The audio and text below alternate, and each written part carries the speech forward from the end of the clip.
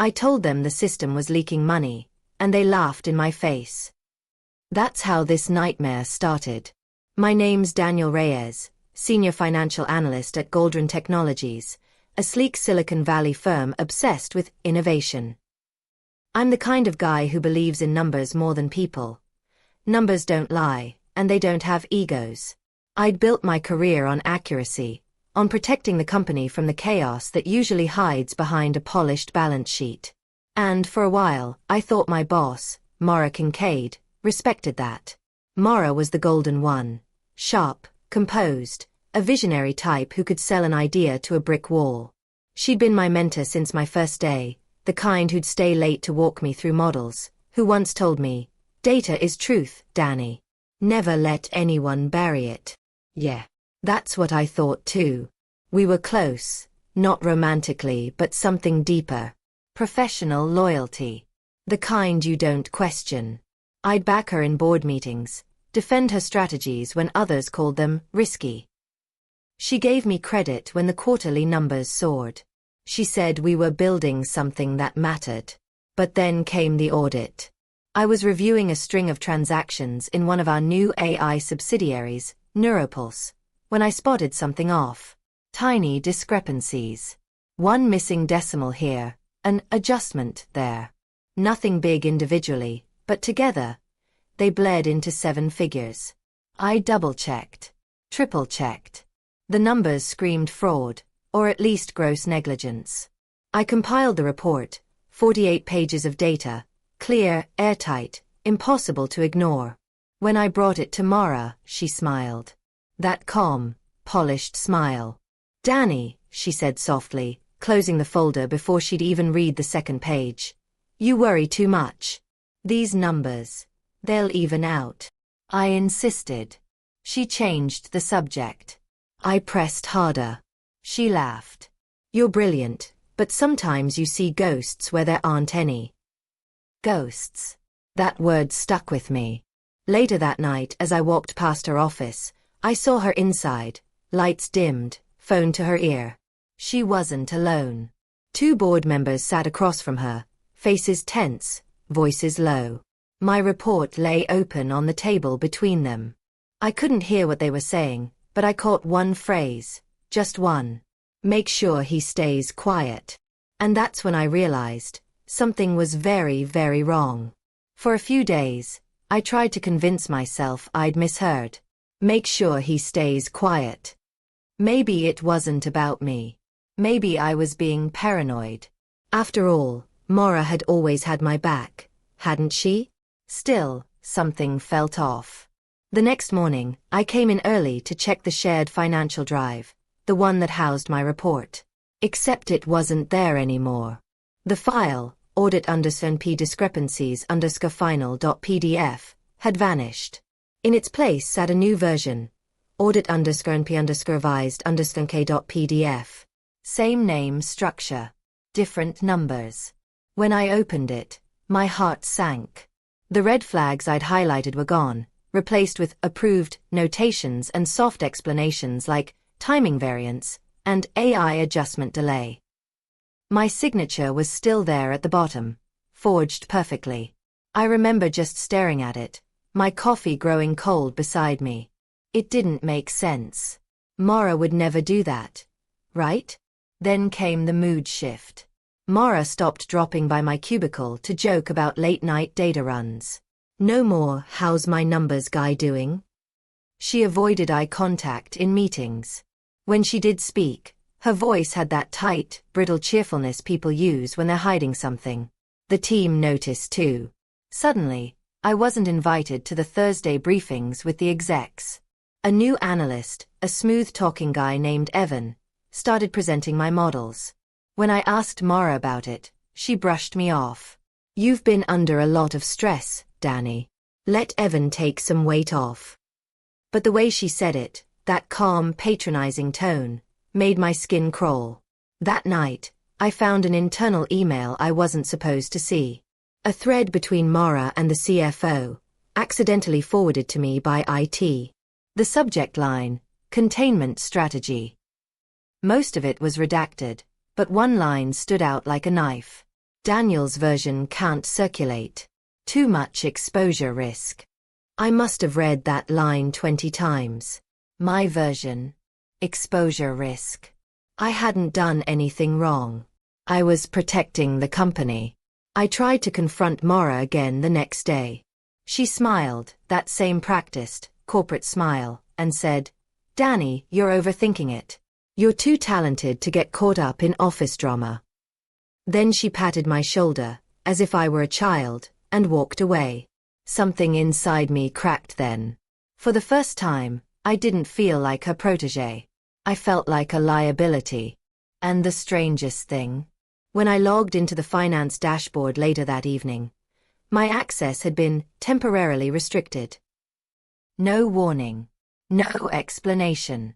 Just silence. The truth didn't hit me all at once. It came in fragments, whispers, side glances, little coincidences that slowly assembled into something monstrous. It started with a call from Neuropulse, the AI subsidiary I'd flagged in my original audit. Their finance director, Lydia, sounded nervous. She said she needed to clarify a few numbers from my earlier report. I told her my access had been cut off. She hesitated. "That's strange," she said. "Maura told us you'd left the company." My stomach dropped. What? "Yeah. She said you'd resigned last week. She even forwarded your exit memo." Exit memo? I hadn't written any memo. I hadn't even thought about leaving. That's when everything snapped into focus. The missing files, the forged signature, the fake concern. Maura wasn't protecting the company. She was protecting herself. I went digging. Hard. I still had an old offline backup of my audit reports, all the spreadsheets, timestamps, every email exchange. What I found buried in those numbers made my blood run cold. Maura had rerouted company funds, millions, through Neuropulse research accounts, then into shell firms disguised as vendor payments. It was a clean, sophisticated laundering loop. She'd been doing it for months, using her influence to override checks and approvals. And my report. It was the one thing that could expose her. So she'd erased it. Erased me.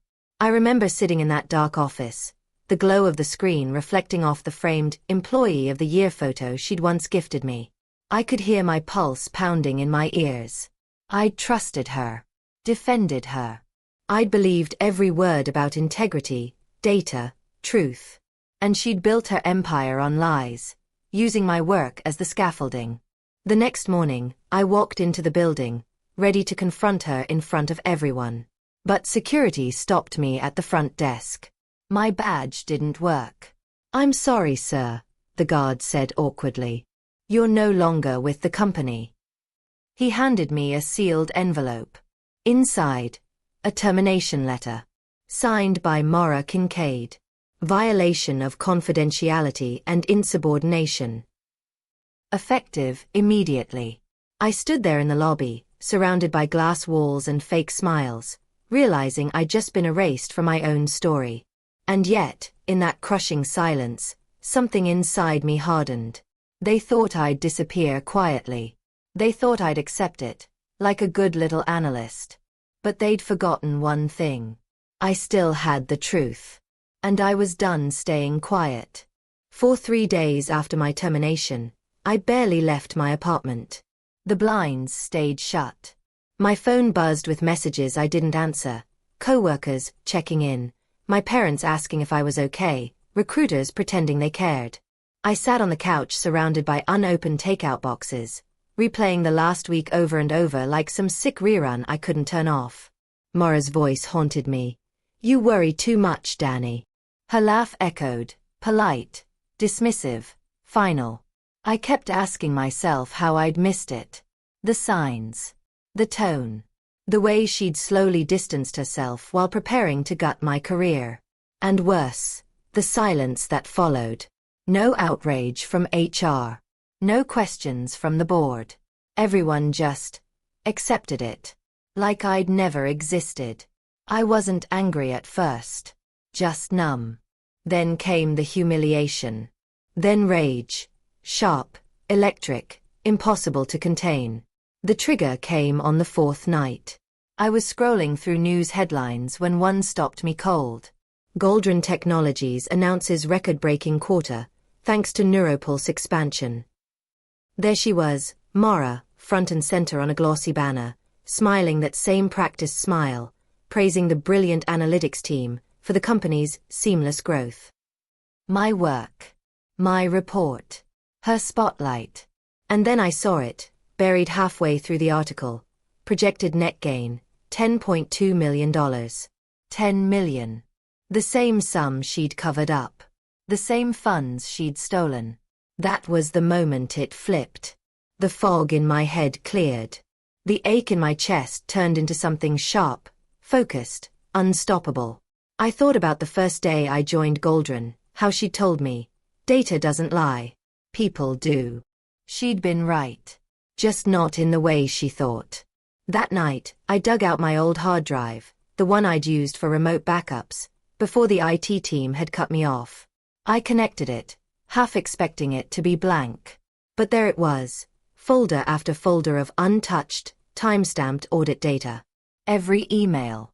Every spreadsheet. Every signature. Proof she couldn't erase. My hands trembled as I scrolled through it all, but not from fear anymore. From adrenaline. I could almost see her face when the truth came out, the moment the same system she'd used to bury me turned against her. I wasn't going to the press yet. Not to the board. Not even to the SEC. Not until I had everything. Because this wasn't just about revenge anymore. This was about justice. Precise, undeniable, and personal. And I made myself a promise right then, whispering it into the dark like a prayer. They're going to regret ignoring my report. I stopped thinking like the guy who found problems. I started thinking like the person who created answers. Lock the truth away where no corporate scrub could burn it. I copied every file from my stubborn old drive, exported logs, screenshots, and raw CSVs. Then I built an evidence vault, encrypted, redundantly backed up to 3 different cloud accounts under pseudonyms, and timestamped with third-party notaries. No single point of failure. No, he said / she said. Just immutable records of what had been changed, when and by whom. Lydia, the Neuropulse finance director, was scared, but not corrupt. She'd bristled when we spoke and finally admitted she'd been strong-armed into signing a few vendor forms. I gave her a choice. Come clean, or be cleaned out with the rest. She chose right. Marco, an ex-IT contractor I knew from a conference, still had freelance access to peripheral systems. He agreed to quietly pull metadata and log history that HR and legal couldn't easily overwrite. And then there was Samira, an investigative reporter I'd DM'd months earlier about AI ethics. She smelled a bigger story and promised discretion, and a powerful reach. Mara needed to believe she'd won. So I fed small, believable breadcrumbs. I leaked a controlled redacted snapshot of numbers to an anonymous compliance tip line. It contained just enough ambiguity to make her comfortable but suspicious enough that she would move to contain, exactly as she'd done before. I watched as she slid back into her polished role, tightening controls and issuing directives that, to her mind, would bury the issue for good. While she tightened the screws, Marco and Lydia quietly reactivated dormant audit triggers in Neuropulse reconciliation module, legitimate-sounding requests that would require executive override if anomalies appeared. We set them to flag transactions in the shell vendor accounts Mara used. Importantly, those triggers would generate automatic, external notifications to a licensed auditor and to Samira's secure inbox if any override occurred. In plain terms, if Mara touched the same accounts, there would be a recorded paper trail outside her influence. Next, I built a narrative the public couldn't ignore. Samira prepared a dossier, not the full expose, just a seed, corroborated facts, notarized docs, and an offer to publish the minute an official pushback happened. Lydia and Marco were ready to provide sworn statements. My vault was immutable. The only thing left was bait. Mara still smiled at company lunches, still took center stage in press photos, still believed she'd scrubbed me from the system. She'd convinced herself the money was safe. She'd made calls, lit fires, and left footprints. Tonight, at 10 p.m., Neuropulse nightly reconciliation runs. The trigger is live. The external auditor is on standby. Samira set her phone to do not disturb. She'll hit publish the moment the auditor confirms an override. I sit in my car outside the building, watching the glass box where she presides. My hands are steady now. The calm in my chest is not peace. It's a countdown. Something is about to blow. The night air was cold, but my palms were warm on the steering wheel. I'd rehearsed every moment 1,000 times. The flags, the notifications, the exact phrasing Samira would use. It all had to be precise. Sloppy theatrics would let them wriggle free. This wasn't about spectacle. It was about undeniable truth. At 10:02 p.m., Neuropulse reconciliation job kicked off. The system scanned thousands of entries, then hit the shell vendors. The trigger Marco had reactivated caught a suspicious override request. Executive clearance MK 047. It pinged Lydia, then the licensed external auditor, and, just like we planned, it created an out-of-band record Samira could use. Mara, who thought herself untouchable, reacted exactly as she always did, quickly and loudly. She called for an immediate executive override, routed through a back channel she believed secured. Someone in her position has to do something, and she did. She typed the authorization herself. The auditor's protocol requires two things for an override: written justification and independent verification. Mara supplied a justification, the same canned phrases she used at board meetings: strategic timing variance, proprietary allocation, growth facilitation. The auditor asked for verification. That's when Marco's script did its work. The verification request was auto-forwarded to Samira's inbox, Lydia's secure account, and the public compliance tip line Samira had seeded with redacted evidence earlier. By 10:19 p.m., Samira had enough. She hit publish. Her story didn't scream, it narrated. It laid out the timeline, the numbers, the forged documents, and the trail of shell companies. It linked to notarized timestamps and the external auditor's confirmation that an override had been attempted, and to the sealed termination letter that proved I'd been erased. It quoted Lydia, who confirmed she'd been pressured to sign vendor forms, and reproduced a single terrifying line from an internal email: "Make sure he stays quiet." Within an hour, the press cycle exploded. The company intranet froze under traffic. The board scheduled an emergency meeting. Investors called legal counsel. The hashtag trended before midnight. Mara's smile on the company blog became something else entirely on live television. A brittle mask cracking under heat. She tried to pivot, to blame rogue contractors, to claim administrative errors. But the notarized logs, my vault, and the auditor's timestamps were a slow, inexorable machine.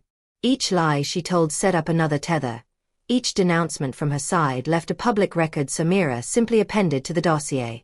At 2 a.m., white uniformed compliance officers walked into Mara's office with subpoenas.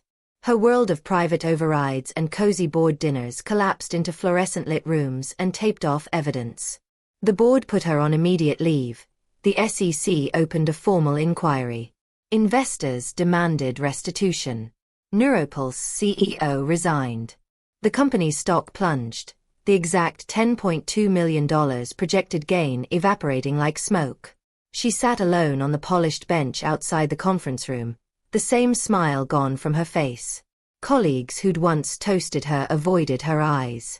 The empire she'd built on stolen trust rattled and fell, piece by piece, until it was nothing but a quiet ruin. I watched the live stream from my car until the feed glitched and went dark.